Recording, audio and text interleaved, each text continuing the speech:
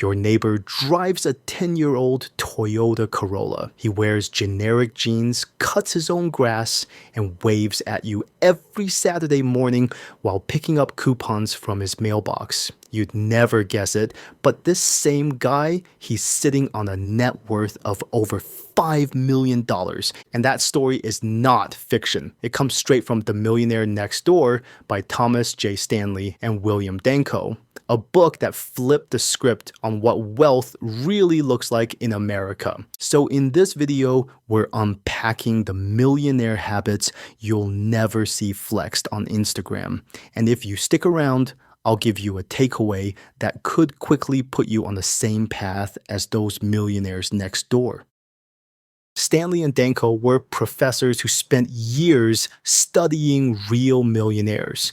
Not the celebrities, not the hedge fund billionaires, but the everyday ones who built their wealth quietly. They surveyed them, interviewed them, and crunched the numbers. And what they found shocked even them. The average millionaire wasn't living in Beverly Hills. They were living in middle-class neighborhoods, often driving cars older than their kids. This book went on to sell over 3 million copies, and it's still considered one of the most important finance books ever written. Why? Because it revealed that wealth is less about how much you make and more about how much you keep and how you behave with money every single day. And that brings me to the first habit and point number 1. Millionaires don't just budget. They intentionally live below their means. One of the most famous stories from the book is about a man called Dr. North. Now, Dr. North was a physician pulling in a high 6-figure income. Fancy lifestyle, luxury cars, vacations, you name it. But here's the twist. Despite his high income, he had very little actual wealth. Meanwhile, his neighbor, an unassuming small business owner, lived frugally, invested consistently, and ended up worth far more. That's the paradox. Your neighbor in the old Corolla might be wealthier than the guy with the shiny Mercedes. If you think about it, your rich neighbor with the Corolla isn't broke. He just tricked everyone into thinking he shops exclusively at the clearance rack of Walmart, when really he's got more money than your favorite rapper. Living below your means isn't about deprivation, it's about freedom. Every dollar you don't blow on lifestyle inflation is a dollar that can buy you time, security, and future options. But wait, if they're living frugally, how do they handle family pressure? That's where habit number 2 comes in. Point 2. They don't subsidize their kids' lifestyle. Millionaires are generous, yes, but they're not handing out blank checks. The authors call this economic outpatient care. This is when parents who constantly fund their adult children's lifestyles actually reduce their kids' chances of becoming wealthy. Think of it this way. Giving your kid a trust fund to buy a BMW at 22 might look generous, but it creates dependency. Meanwhile, millionaires who don't spoil their kids tend to raise independent, hardworking adults. In the book, many millionaire parents were shocked that their kids didn't even know how wealthy they were until much later in life because they never flaunted it. Speaking of discipline, millionaires also have a surprisingly boring way of managing their money. Let's talk about that. Point 3. They budget and track everything. Here's a habit that sounds unsexy, but it's powerful. Millionaires budget obsessively. In the book, most millionaires knew exactly how much they spent on groceries, housing, even clothing. Some even tracked down to the penny. One statistic that stood out: over 2/3 of millionaires had a detailed household budget. Now compare that to the average American, where only about 30% actually budget at all. That's a massive gap. And yes, it's boring. Nobody's flexing their Excel sheet on TikTok. But you know what? That Excel sheet is quietly compounding into millions. Imagine inviting your millionaire neighbor to a Vegas trip and he says, "Sorry, it's not in the budget." You laugh, but 20 years later, he's laughing home with compound interest. If you can't measure it, you can't manage it.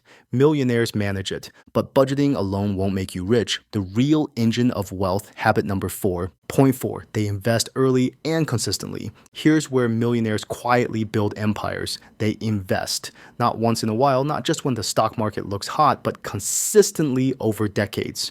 The book shows that many millionaires didn't strike it rich with a lottery ticket or a single business deal. Instead, they invested in stocks, bonds, and retirement accounts year after year. The boring, steady kind of investing. According to the authors, most millionaires invested more than 20% of their annual income. Compare that to the average American savings rate, which hovers around 5%. The magic isn't timing the market, it's giving your money enough time to grow in the market. But here's the interesting part, many of them don't even work in high-paying jobs. So how do they still become wealthy? Point 5, they choose the right occupations. Stanley and Danko discovered something surprising. Most millionaires weren't celebrities or tech moguls. They were small business owners, accountants, engineers, or self-employed professionals. The secret wasn't the glamour of the job, it was how they managed their money. Small business owners in particular dominated the millionaire category. Why? Because they controlled their income, lived frugally, and reinvested profits. In the book, many millionaires owned mundane businesses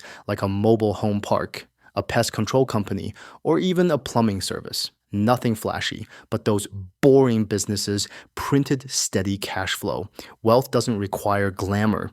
It requires control, discipline, and consistency. So next time you see a guy running a dry cleaning shop, don't laugh. He might just be richer than your boss. But what about image? Don't millionaires care about how they look? You'll be surprised by habit 6. Point 6, they're frugal with status symbols. Here's another big reveal. Millionaires don't waste money on status symbols. Over half of the millionaires studied never paid more than $30,000 for a car, even when they could easily afford a Ferrari. Many wore modest clothing brands, bought watches that cost under $100, and lived in middle-class neighborhoods. Why? Because they didn't need to look rich. They were already rich. Real wealth whispers, fake wealth shouts. So what about luck? Surely they just got lucky. Let's close with the truth. Point 7, they value hard work over luck. Millionaires don't deny that luck plays a role in life, but what they consistently emphasized was discipline, consistency, and resilience. The authors found that most self-made millionaires worked more than 45 hours per week, often in businesses they built from scratch. Wealth is built brick by brick, not in a viral overnight success story. They weren't workaholics in the flashy sense. They were simply focused, determined, and consistent for decades.